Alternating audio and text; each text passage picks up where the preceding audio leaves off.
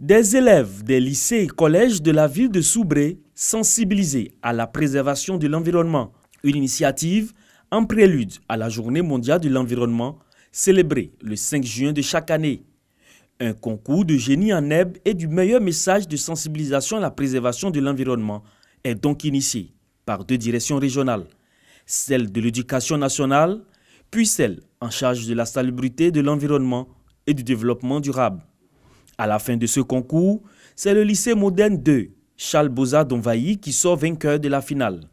Il s'agit d'inculquer aux enfants les notions de protection de l'environnement. Nous sommes fiers d'avoir participé à cette cérémonie-là parce que ça nous permet, nous aussi, en tant qu'élèves, de s'intéresser à cet environnement-là, de participer au développement de l'environnement. C'est pour eux, n'est-ce pas, que nous œuvrons aujourd'hui et on ne peut pas passer outre cette jeunesse pour nous adresser directement aux adultes. C'est par eux que le message peut atteindre les parents. Le vainqueur de ce concours régional repart avec un trophée ainsi que des kits de ménage et de salubrité. Saluant l'engagement des acteurs du monde éducatif à la protection de l'environnement, le sous-préfet central de Soubré, Traoré Tshisakana, a exhorté les élèves à prolonger la sensibilisation au-delà de l'école pour une prise de conscience collective en faveur de la protection de leur cadre de vie pour les générations futures.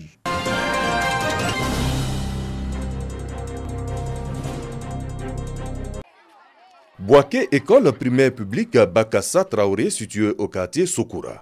Ce mardi 5 juin 2018 est un jour spécial pour Dame Koné qui accompagne sa fille Fatim, candidate à l'examen du CEPE et au concours d'entrée en 6e. C'est pas facile de s'asseoir dans une salle, en plus que c'est sa première fois.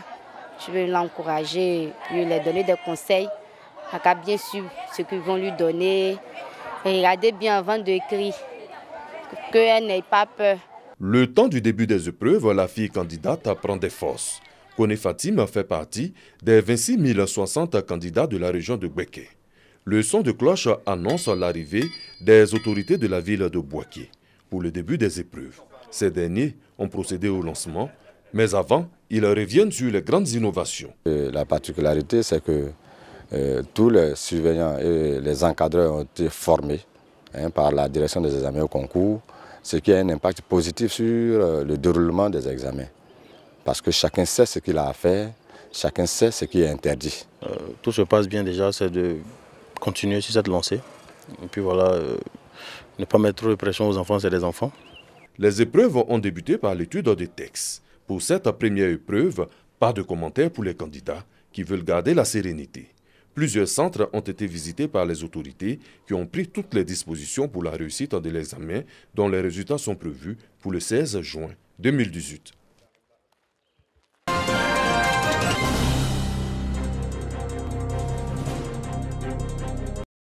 Les meilleures élèves filles des Miyagi n'ont pas de soucis à se faire pour la rentrée scolaire 2018 et 2019.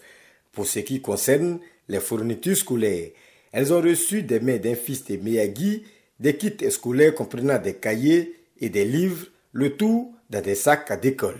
La place de la jeune fille à Miyagi n'est pas au champ ni au marché, c'est à l'école.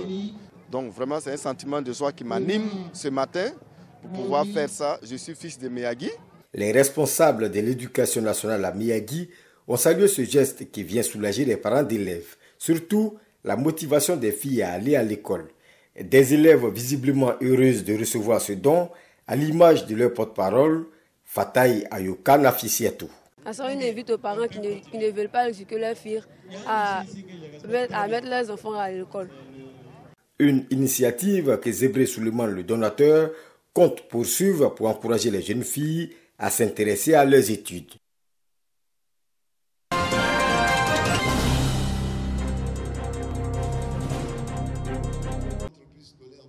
Des gestionnaires des établissements publics et privés et des inspecteurs d'enseignement primaire renforcent leurs capacités sur l'éducation entrepreneuriale.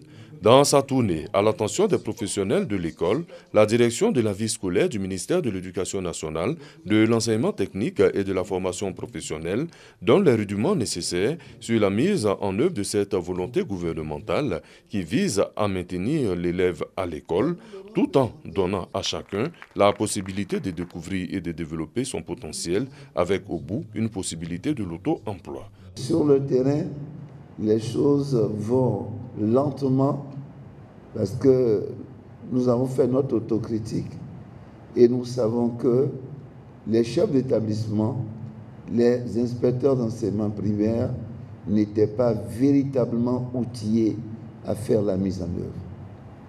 Donc nous lui avons proposé que nous puissions parcourir les 36 directions régionales pour organiser des ateliers de renforcement de capacité. Après Yamoussoukro, d'autres directions régionales de l'éducation nationale bénéficieront de cette formation qui s'étend à toute la Côte d'Ivoire.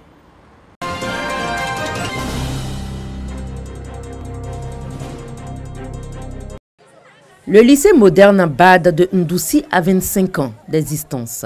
Cet établissement, à l'origine, était un collège moderne avec un effectif de 1000 élèves.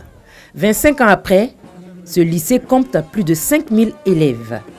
La célébration du 25e anniversaire de cet établissement est l'occasion pour le proviseur de lancer un appel pressant à l'endroit des autorités compétentes pour la réhabilitation et l'équipement du lycée et la construction de nouvelles salles de classe.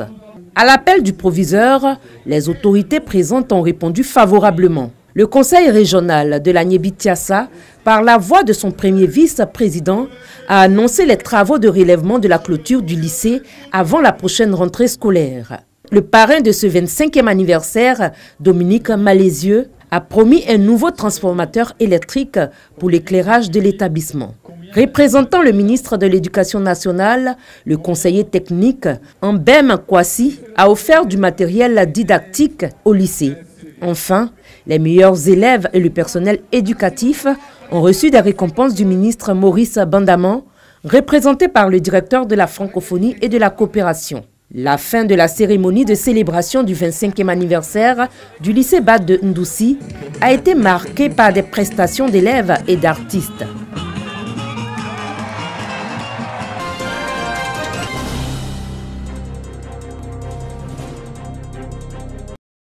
L'école primaire de Dayoké dans la sous-préfecture de l'Audio, département de Tabou, a fait peau neuve.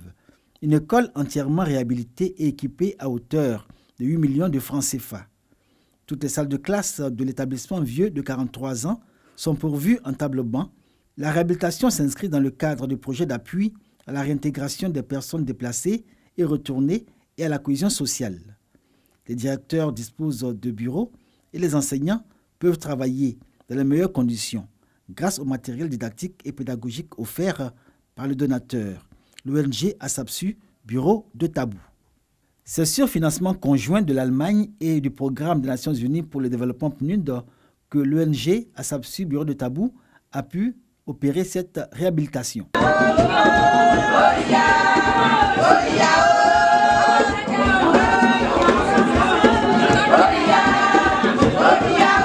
Autre bénéficiaire, le village de Dénié, dans le département de Tabou. Outre la construction d'une école de 3 classes et bureau de directeur, le don d'un moulin, la création d'une coopérative de pêcheurs dans le village de Soublaké et la formation de plusieurs groupements de jeunes au centre de formation professionnelle de Tabou dans les métiers de la coiffure, du bâtiment, de l'électricité, de la plomberie et de la menuiserie. Tout à l'honneur de l'ASAPSU, bureau de Tabou.